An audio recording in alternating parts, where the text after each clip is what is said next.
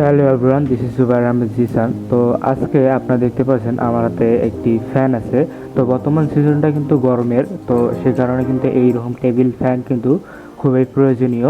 তো আমার কাছে কিন্তু এই টেবিল ফ্যানটা কিন্তু অনেক দিন ধরেই আছে এবং এটা কিন্তু খুব ভালোই চলছে। তো চলতে চলতে দেখা গেছে যে এটা কিন্তু অনেক অপরিষ্কার হয়ে গিয়েছে। তো আমরা মূলত আজকে একটি পরিষ্কার করব। তো আশা করি সম্পূর্ণ ভিডিওটি দেখলে আপনারাও এটি সুন্দরভাবে পরিষ্কার করতে পারবেন। তো আশা করি